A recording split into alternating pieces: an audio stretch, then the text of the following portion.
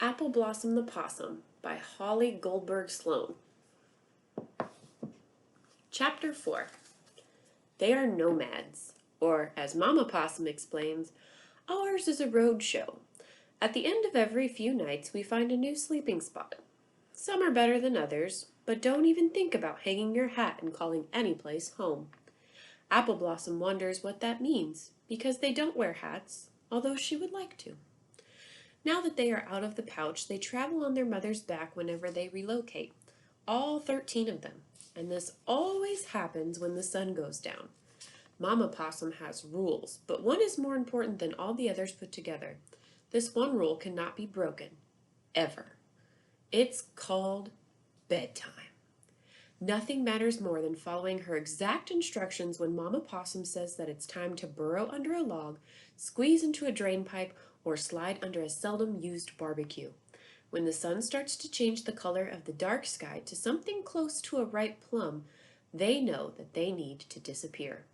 Bodies safely hidden, then wide eyes shut.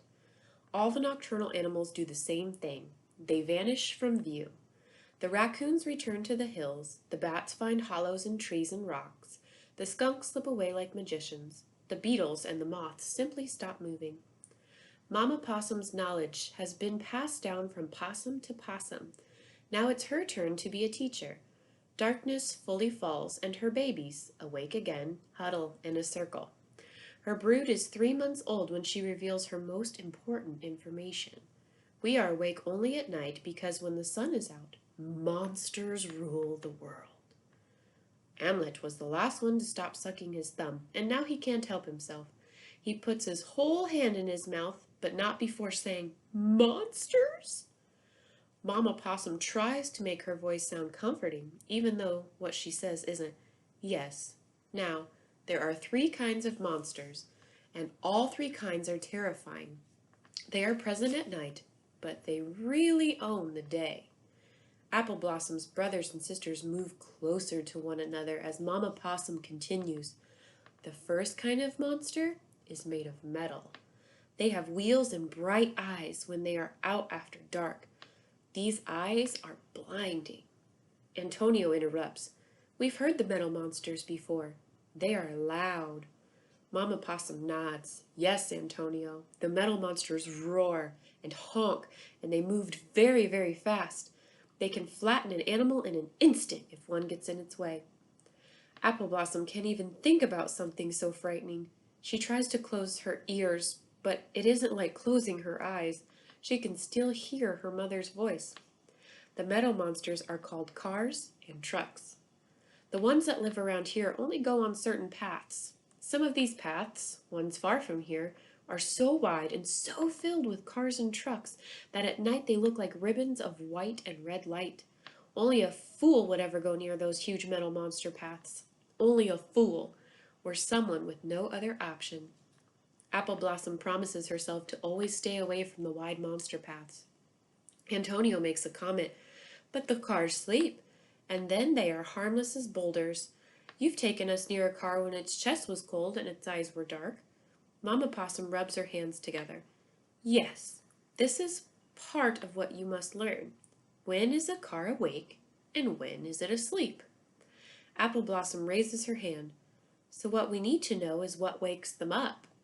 It takes Mama Possum a long time to answer. Her nose twitches, and then she finally says, the second kind of monster has formed an alliance with the cars and trucks, so our understanding of both enemies is important. The monsters work together. The second monster wakes up the first. Hamlet follows with, what's the second kind of monster? Appleblossom asks, what's an alliance? Mama Possum steadies herself. Now is as good a time as ever to spill the beans. Alan looks around. What beans? Hamlet gives him a small kick. It's a saying, Alan. It means she's telling us the whole story. Alan looks disappointed. Oh, I like beans, especially the dark ones that have spicy sauce. Suddenly Appleblossom is very, very frightened. Mama Possum wraps her long tail around Appleblossom and pulls her close. The second category of scary creatures walks on 2 feet. They smell like dead flowers, salt, and grease. Everything scares them. They are always hungry, and they don't have tails. Not having tails seems very sad to the babies. Angie shakes her head. She is dramatic, and is acknowledged now as being the best performer of the group. She strikes her signature pose, which is a hand to her forehead as she wails, "An animal without a tail is so sad." At her side, Alyssa adds, "Maybe that's why they are angry." Whispers of "so sad" and "angry" buzz throughout the group. Mama Possum waits until they've quieted down and then continues. The second monsters are called people. They cover themselves in layers of cloth because they have very little fur. They scream when they see a night creature. They are noisy and unpredictable. They are dangerous and not very smart, believe me. All of the possum babies stare at their mother. It's clear they do believe her. Now, the people don't like to share. That is their biggest problem. So they set traps and they use weapons and poison. They are sneaky and mean. But the good part is that most of the time they don't climb trees at night, or go into hedges, or dig holes. Sighs of relief come from the babies, and they are big sighs. Mama Possum adds, "The people are awake for part of the night, but they go into their houses and stare at boxes there." Appleblossom is confused. "What kind of boxes?" Mama Possum's eyes narrow. The boxes have light and sound, and the people watch these contraptions for hours. Some of the light boxes hang on the walls of the houses. Some are just off the ground, and others are held right in their hands. Antonio waves his tail. "I think the light boxes might be telling the monsters what to do."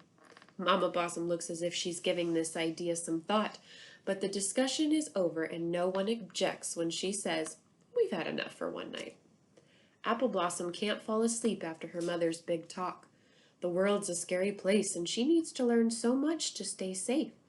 She isn't sure that she's up for the job.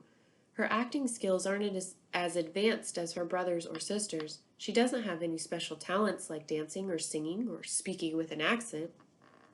She's good at smelling night-blooming jasmine and watching the bats swirl in the dark sky as they circle the streetlight.